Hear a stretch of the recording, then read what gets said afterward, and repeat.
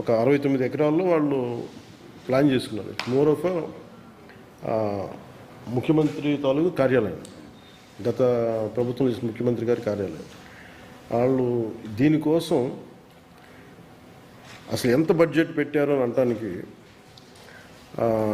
Phase 1 7 బ్లాక్స్కి, different blocks 7 బ్లాక్స్కి కలిపి వాళ్ళు పెట్టిన మొదటి బడ్జెట్ ఫేజ్ 1 ఫేజ్ 2 కలిపితే ఫస్ట్ ఫేజ్లో 92.7 కోట్లు ఫేజ్ 1,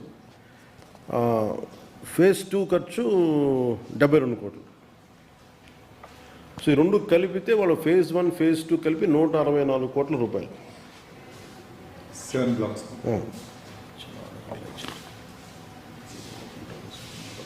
అసలు యాక్చువల్ ఆర్డర్ ఏమి ఇచ్చారంటే, కట్టుకుందేమో వాళ్ళు పర్సనల్ దీనికి వాళ్ళు చేసింది ఏంటంటే redevelopment of the resort at Rishikonda resort in Visakhapatnam district. And ఇది పశ్చాత్తాపం. So they have light to the people. Redevelopment of the resort అంటే ఉన్నదాన్ని పెచ్చులు తీసి రెనోవేషన్ అంటాం తప్ప మొత్తం కట్టేసి కొత్త బ్లాగులు క్రియేట్ చేసి దాన్ని అనం. ఒకవేళ చేస్తే ఏం చేయాలి? ఇది ఎక్కడా కూడా ఇదివరకు ఇందాక మనం మాట్లాడుతూ ఉంటే ఇదివరకు సంవత్సరానికి 7 కోట్ల ఆదాయం వచ్చేది. 7 కోట్ల ఆదాయం ఉన్న రిసార్ట్స్ని ఓకే మళ్ళీ అదనంగా కొండ తొలిచారు. అది ప్రకృతిని డిస్టర్బ్ చేయకుండా దాన్ని బ్యారన్ ల్యాండ్ని కట్టిన ఓల్డ్ రిసార్ట్స్. సో టూరిజం మినిస్ట్రీకి, టూరిజం శాఖకి 7 కోట్ల ఆదాయం వచ్చేది. ఇప్పుడు ఒక్క కరెంటు బిల్లే ₹1 కోటి పైన ఉంది కట్టాల్సిన బకాయిలు. ఏదైనా సరే గవర్నమెంట్ డిపార్ట్మెంట్ బకాయిలు పడితే అది ఈవెన్చువల్గా గవర్నమెంట్ లాస్. సో ఇలా దానికి తోడు 453 కోట్లు స్పెండ్ చేసిన తర్వాత ఇంకా మనం అందరం చూసాం. లాస్ట్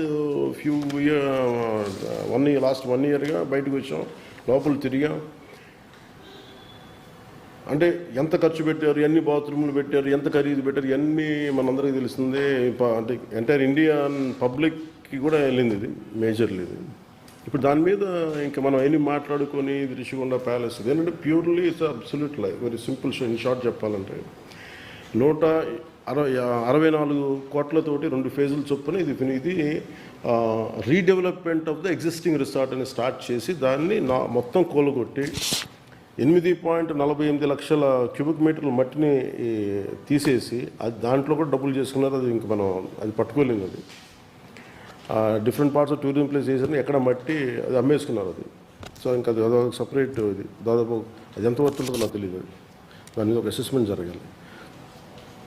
ఇది కాకుండా Transco, GVMC, horticulture, tourism, furniture అంతా త్రూ లేపాక్షి ద్వారా బిల్ రేస్ చేయబడింది. ఎక్కడ కూడా వాళ్ళు అసలు లేపాక్షిలో ఫర్నిచర్ డిజైనింగ్ లేదు. Then how the hell they can get it to raise the bill through Lepakshi. అంటే వాళ్ళు మియర్గా ఒక కాండ్యూట్లో పనిచేశారు అంతే, ఒక ఏజెన్సీ లాగా. ఇమీడియట్ కొంచెం క్వశ్చన్స్ ఉండవని ఇది ఒకటి.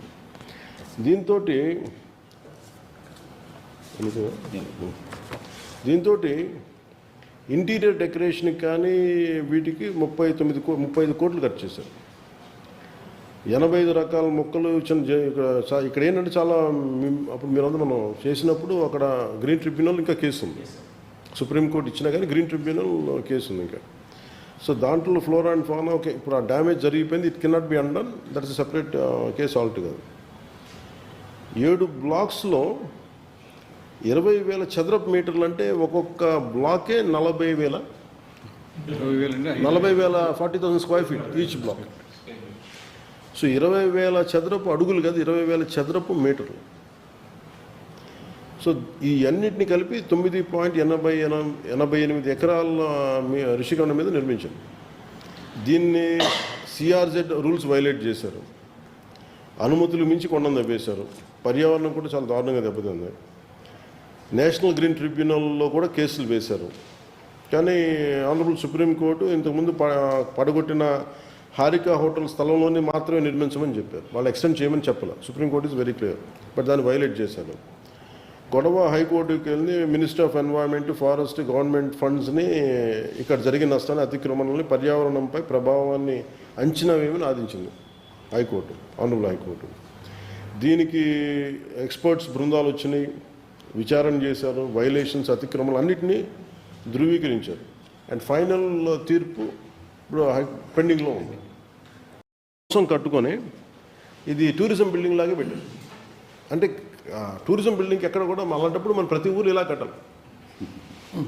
If really there intention is truly for tourism development అంటే మనకి వైజాగ్ కానీ ఉత్తరాంధ్రలో ఏ మూల ఉన్నా, రాయలసీమ కానీ మిగతా ప్రాంతాల్లో కానీ ఇదే క్వాలిటీతో కట్టాలి. అంటే వాళ్ళ intention it's very clear. It is a deceptive nature. అది ఇది ఇట్స్ ఆబ్వియస్. దాని గురించి మనం ఇంకా దాని నుంచి మాట్లాడాల్సింది, డిఫెండ్ చేయాల్సింది, దాన్ని సర్దాల్సింది. It's an obvious truth. ఇప్పుడు జరిగిన డ్యామేజ్ జరిగిపోయింది. 7 కోట్ల ఆదాయం వచ్చేది పోయింది, పర్యావరణం దెబ్బతింది. ఇప్పుడు ఉన్నది ఎగ్జిస్టింగ్ 7 బ్లాకులు మిగిలినాయి.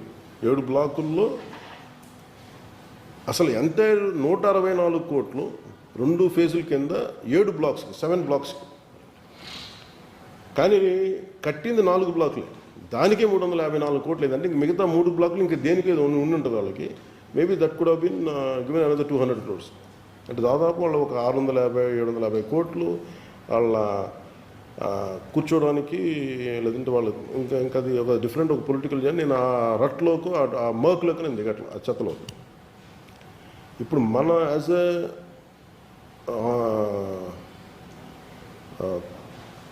బాధ్యత గల మనం శాసనసభ్యులుగా and as the Janasena party శాసనసభ్యులుగా కావచ్చు,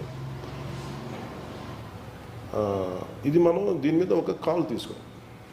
ఎందుకంటే ఒక్కోసారి మనం ఎక్కడో దూరం కూర్చొని మంగళగిరి కూర్చొని నిర్ణయాలు తీసుకోవడానికి వాస్తవం. ఇప్పుడు ఉదాహరణకి ఉదాహరణ ఉంది, మనం వెళ్ళి చూస్తే వచ్చే పాలసీ వేరు, దాని నుంచి ఏం పుడతాం మనకు తెలుసు. అలాగే మనం అక్కడ అనేక సార్లు క్యాబినెట్ మీటింగ్లో మనం ప్రస్తావించాం.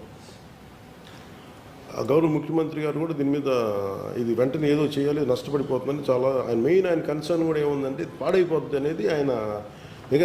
ఆయనకి కన్స్ట్రక్షన్ ఇలాంటి నిర్మాణాలు ఆయన పూర్తి అవగాహన ఉంది కాబట్టి ఆయనకున్న అనుభవం ఇది ఆయనకు చాలా కన్సర్న్ చేస్తాం. బట్ మనం ఒక నిర్ణయం, ఈరోజు మనం ఇక్కడికి వచ్చాం కాబట్టి దీని మీద ఒక రెజల్యూషన్ మనం తీసుకోవాలి. ఒక్కటి ఏంటంటే ఇది మనీ మేకింగ్ రెజల్యూషన్. అంటే మీరు ఇదివరకు 7 కోట్ల, వెరీ సింపుల్. దీనికి మనం ఆదాయం చెప్పాల్సిందే. 7 కోట్ల ఆదాయం ఉన్న రిసార్ట్స్ ఇది. దీనిని 450 కోట్లు పెట్టుబడి పెడితే కనీసం ఒక 700 కోట్ల ఆదాయం వచ్చేలా ఉండాలి. అంతే కదా? నేను కోటికి 100%, 200% అడగట్లేదు, కానీ 453 కోట్లు అంత వర్త్. దాదాపు కూర్చోబెట్టి మొత్తం పెడితే ఇంకొక 50 కోట్లు అంత పెట్టుబడి పెడితే అది ఎలా చేయాలని నాకు నిజంగా ఇప్పుడు వస్తున్నప్పుడు మన టూరిజం శాఖ మా చిన్న దుర్గేష్ గారితో మాట్లాడుతుంటే చాలాసార్లు క్యాబినెట్లో ప్రస్తావించారు, మనోహర్ సార్ ప్రస్తావించారు. అందరూ ఏమన్నారంటే దీని ఏదో ఒక ఆదాయం. మరి నేనైతే ఇంకొంచెం ఎక్స్టెండల్ కూడా చెప్పాను. అసలు టోటల్ నాదంతా ఈ ప్రాఫిట్లెస్ మేకింగ్ ప్రపోజల్ చెప్తే దాన్ని స్కటిల్ చేశాను. అది ఉద్దేశం మంచిదైనప్పటికీ దాన్ని అంటే మనం దీంట్లో ఏంటంటే it's tourism department property, government of AP property. It's better it should be remain as AP government property కింద ఉండిపోవాలి. ఇంకా దీన్ని ఇమ్మడాలు పెట్టగలరు. ఇది ప్రైమ్ ప్రాపర్టీ. దీన్ని ఎందుకంటే గవర్నమెంట్కి కొంత ప్రాపర్టీ లైక్ సింగపూర్ గవర్నమెంట్